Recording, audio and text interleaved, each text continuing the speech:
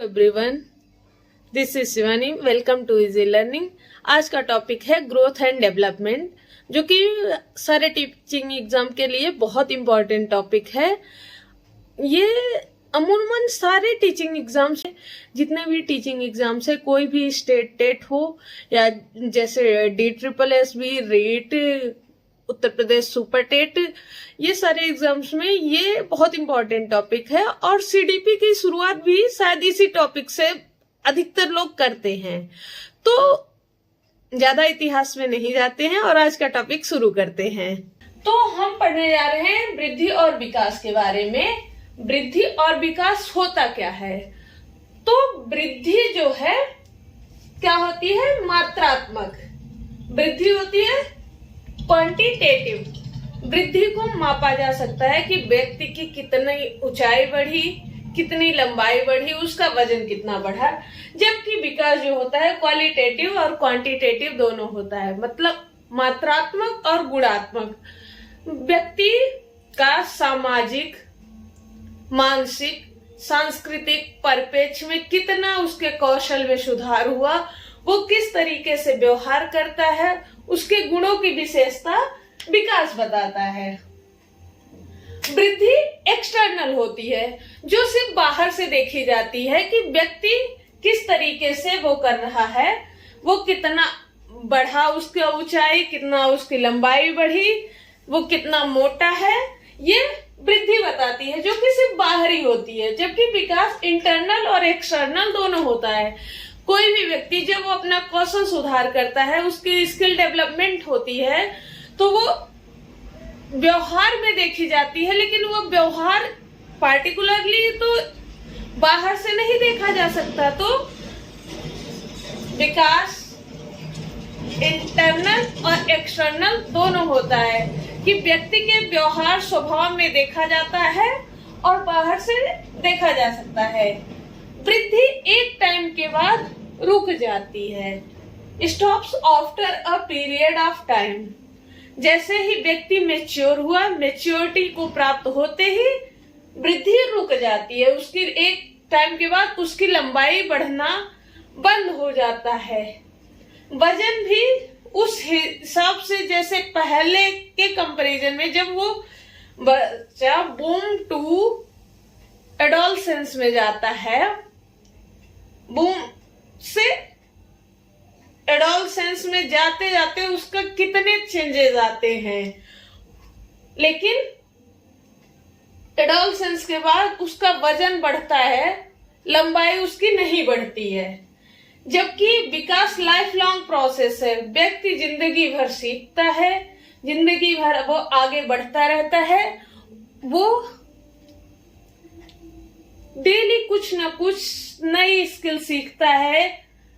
तो विकास जो है लाइफ लॉन्ग चलती है, वो एक टाइम के बाद रुकती नहीं है। वृद्धि स्ट्रक्चरल चेंजेस। वृद्धि में जो है संरचनात्मक परिवर्तन होता है कि कोई व्यक्ति छोटा था, बाल्यावस्था में उसकी लंबाई छोटी थी, जैसे जैसे वो किशोरावस्था में पहुंचा उसकी लंबाई एकदम से डायरेक्ट बढ़ जाती है। जबकि विकास स्ट्रक्चरल प्लस फंक्शनल, संरचनात्मक और कार्यात्मक दोनों में परिवर्तन जो होता है, वही क्या होता है? विकास होता है। उसकी संरचना में परिवर्तन, व्यक्ति देखने में कैसा है, और वो अपने खुद, कोई पर्सन, कोई बॉय या गर्ल जो भी हो, इंडिविजुअल, वो अपने लुक्स पे ध्यान देने लगता है। और जैसे जैसे बड़ा होता है कि हाँ, मैं ऐसा दिखना चाहिए, हमको हमें ऐसा दिखना चाहिए, मुझे इस तरीके से बाल बनाना चाहिए, मुझे ये कपड़े पहनना चाहिए, इस तरीके से।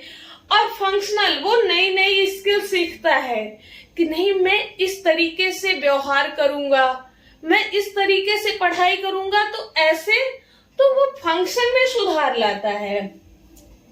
वृद्धि बायोलॉजिकल प्रोसेस है, जैविक प्रक्रिया है, कुछ टाइम बाद रुक जाती है। जबकि डेवलपमेंट होलिस्टिक प्रोसेस है, समग्र प्रक्रिया है। व्यक्ति का फिजिकल, कॉग्निटिव मानसिक, शारीरिक, मानसिक, सोशियो इमोशनल, और उसका सारा डेवलपमेंट जो होता है वो होलिस्टिक प्रोसेस है। विकास एक होलिस्टिक समग्र प्रक्रिया है कि व्यक्ति मतलब ना सिर्फ अपने हाथ पैर में बल्कि अपने सोचने की क्षमता में भी कंट्रोल कर लेता है, कैसे उसको समाज में व्यवहार करना है, अपने इमोशंस कैसे किसके सामने दिखाना है। आप सबके सामने नहीं रो सकते हैं, आप सबको अपने इमोशन नहीं दिखाते हैं, तो वो, और जबकि एक छोटा बच्चा होता है वो कोई भी अगर वो अजनबी उसको ले लिया तो वो सबसे पहले ही रोएगा। अपनी माँ से दूर गया तो वहां वो अजनबी का डर उसको सबसे पहले आता है। लेकिन जैसे जैसे बड़ा होने लगते हैं, अजनबी से भी एकदम दोस्ती, बल्कि फिर बाहर ही दोस्ती ज्यादा चलती है, सोशल सर्किल बाहर ज्यादा होता है, घर से उतनी दोस्ती नहीं रह जाती है। Growth rate different due to heredity and environment. जो उसको कैसा पर्यावरण मिल रहा है, व्यक्ति को क्या उसको पोषण मिल रहा है, उस पर डिपेंड करता है। उसको कौन कौन सा, उसका आनुवंशिकता कैसा था, वो क्या हुआ, उसको कैसा पर्यावरण मिला, उस पर उसका वृद्धि डिपेंड करता है। जेबी वाटसन ने पर्यावरण को ही लेके व्यवहारवाद में कहा था कि तुम मुझे एक बच्चा दे दो, मैं उसको डॉक्टर, इंजीनियर, चोर कुछ भी बना सकता हूँ। जैसा पर्यावरण बच्चों को दोगे, बच्चा उसी के अनुरूप खुद को ढाल लेता है। जबकि बड़े होने पे, इमोशनल मैच्योरिटी आने पर इंसान नहीं बहकता उतना जितना बचपन में, जब उसको समझ नहीं रहती तब वो चीजें बेकार करता है। वृद्धि पॉजिटिव इन नेचर, प्रकृति में धनात्मक होती है। मतलब अगर कोई बच्चा इतना बड़ा है तो उसके बाद वो इतना बड़ा होता है, इतने बड़े से इतना बड़ा नहीं होता जब तक कि कोई एक्सटर्नल फैक्टर जैसे चोट या कोई बीमारी उसको ना हो जाए जो कि उसकी वृद्धि को रोक दे। रेदर देन वो डे बाय डे ग्रो ही करेगा और एक टाइम बाद जैसे मैच्योरिटी मिलती है वो उसकी ग्रोथ रुक जाती है। जबकि विकास इंटीग्रेटेड होता है, सबको मिला के एकीकृत रूप में होता है, मल्टी डायरेक्शनल होता है।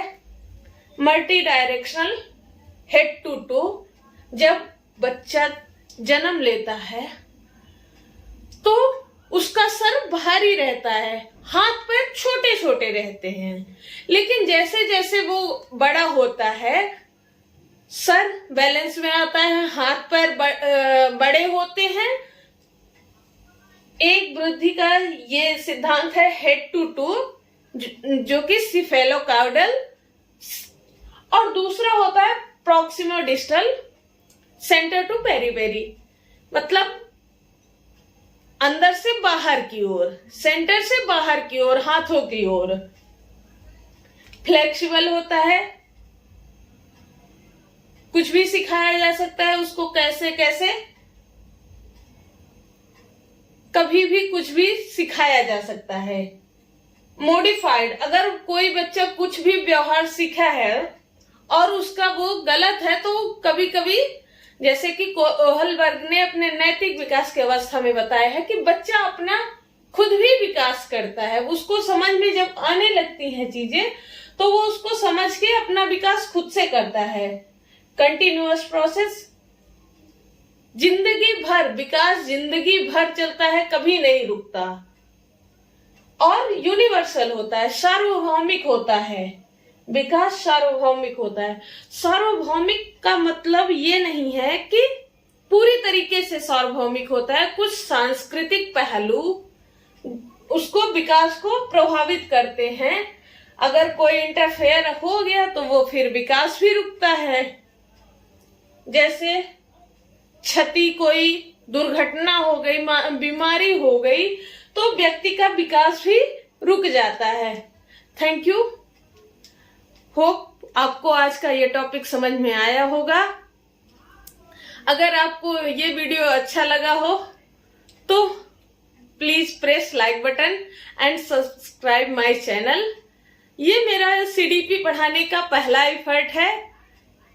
Thank you, thanks for watching, keep supporting, thank you, bye.